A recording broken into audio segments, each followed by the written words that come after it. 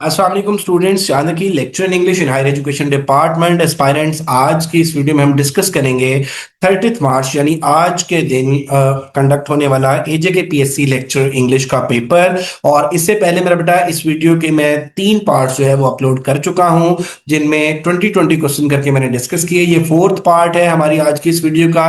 और याद रहे बेटे, ये ओरिजिनल पेपर है। एजे के पीएससी के एस्पायरेंट्स को मेरा बेटा क्वेश्चन पेपर दे दिया जाता है और सिर्फ बबल शीट्स फिल कराई जाती हैं, इसलिए ये ओरिजिनल पेपर मेरा बेटा उसके क्वेश्चन जो है आप लोगों के साथ यहाँ पे डिस्कस किए जा रहे हैं।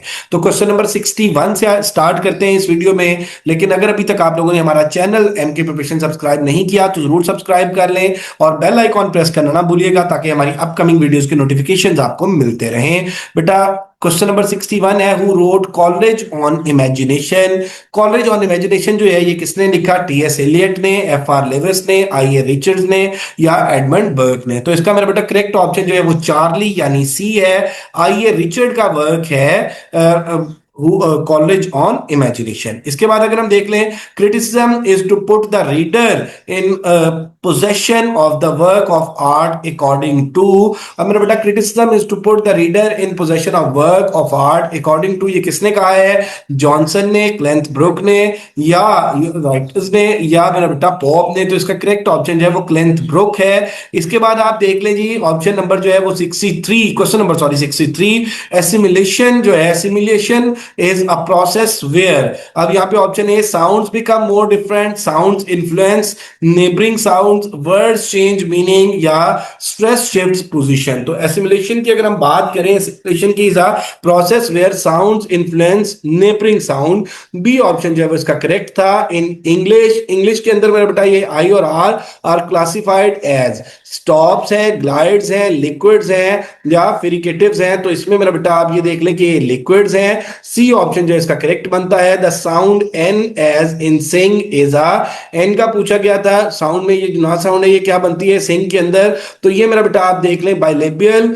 Nasal, alveolar nasal, dental nasal या वेलर नेजल। तो इसका करेक्ट ऑप्शन जो है वो डेल्टा बनता है, वेलर नेजल। उसके बाद द साउंड पूछा गया मेरा बेटा, खा साउंड और I sound is a chair, in chair is आ, ये मेरा बेटा साउंड जो पूछी गई चेयर के अंदर, फेरिकेटिव, एफ्रिकेटिव, नेजल या ग्लाइड। तो बी मेरा बेटा इसका करेक्ट ऑप्शन बनता है, बीटा इसका करेक्ट ऑप्शन है, एफ्रिकेट है ये। और उसके बाद sounds produced with complete closure of air flow are called, जो complete closure of air flow से साउंड प्रोड्यूस होती है उन साउंड्स को क्या बोलते हैं? तो उन साउंड्स को मेरा बेटा प्लसिव साउंड्स बोलते हैं। ऑप्शन ए इसका करेक्ट था, semantic relation between rose and flower. Rose and flower का जो सिमेंटिक रिलेशन था उसको मैरोनिमी बोलते हैं, एंटीनिमी बोलते हैं, हाइपोनिमी बोलते हैं या होमोनिमी बोलते हैं। तो ये मेरा बेटा इसमें एपोनिमी आएगा। करेक्ट ऑप्शन इसका सी है, रोज और फ्लावर का जो सिमेंटिक रिलेशन बनता है। The semantic anomaly in colourless green idea sleep furiously arises due to grammatical error है, phonological confusion है, pragmatic failure है, selection restriction violation है।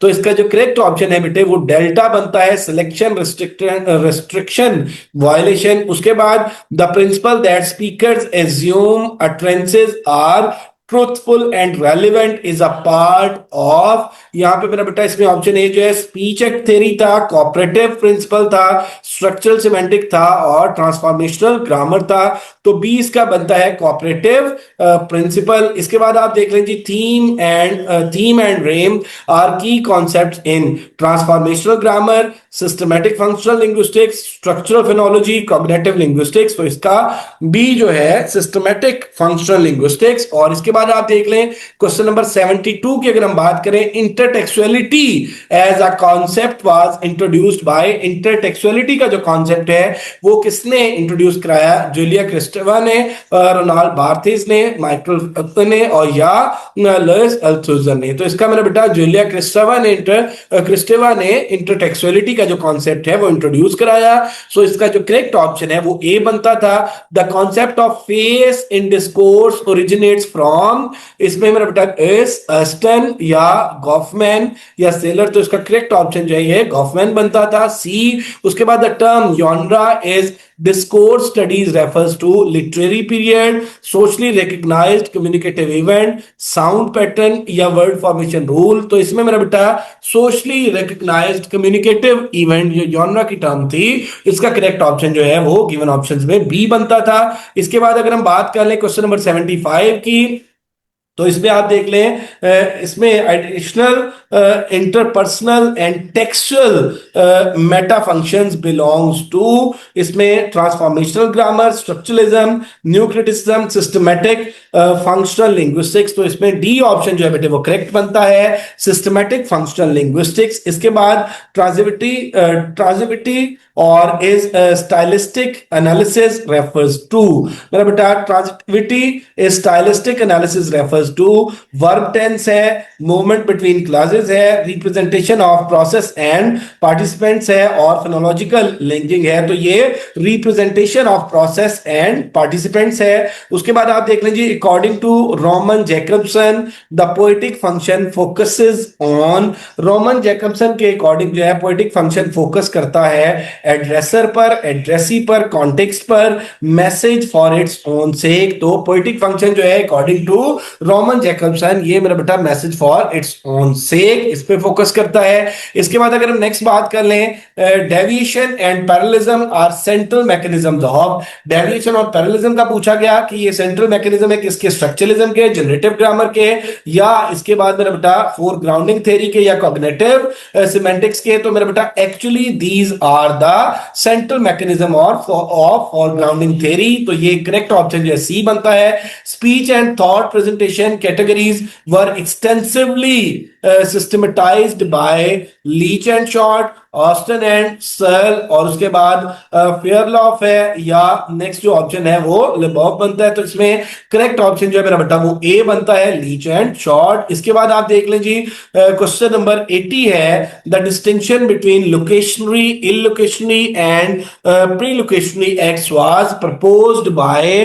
तो ये जो डिस्टिंक्शन है सॉरी, लोकेशनरी, इलोकेशनरी और प्रीलोकेशनरी का, ये मेरा बेटा किसने प्रपोज किया था, हर्बर्ट राइस ने, जॉन सेल ने, या जेएल ऑस्टन ने, या नॉम चॉम्स्की ने। तो करेक्ट ऑप्शन जो है वो जेएल ऑस्टन बनता है। ये आप देख सकते हैं मेरा बेटा पेपर में जो क्वेश्चन नंबर 1 to 60 थे वो प्योरली लिटरेचर के क्वेश्चन थे, और क्वेश्चन नंबर 61 to 80 जो क्वेश्चन है जो इस पार्ट 4 में हमने डिस्कस किए, इसमें लिंग्विस्टिक्स के क्वेश्चन थे, और साथ साथ कुछ जो है मेरा बेटा इसमें डिस्कोर्स के हवाले से क्वेश्चन पूछे गए। तो बुनियादी तौर पे मेरा बेटा ये वाले जो क्वेश्चंस हैं, मेजॉरिटी लिंग्विस्टिक्स के जो क्वेश्चन लिए गए हैं, ये एमके प्रिपरेशंस के जो नोट्स प्रोवाइड किए गए थे, नोट्स के अंदर भी मौजूद थे, और जॉर्ज यूल का जो 4th एडिशन है मेरा बेटा उसके अंदर भी ये सारे के सारे कॉन्सेप्ट्स मौजूद हैं। और ये मेरा बेटा हमारी वीडियो का पार्ट 4 था, इंशाल्लाह पार्ट 5 भी आज ही अपलोड हो जाएगा। अगर आप लोगों ने अभी तक हमारा चैनल एमके प्रिपरेशन सब्सक्राइब नहीं किया तो जरूर सब्सक्राइब कर लें, बेल आइकॉन प्रेस करना ना भूलिएगा ताकि हमारी अपकमिंग वीडियोस के नोटिफिकेशंस आपको मिलते रहे। Thank you very much, stay blessed, Allah.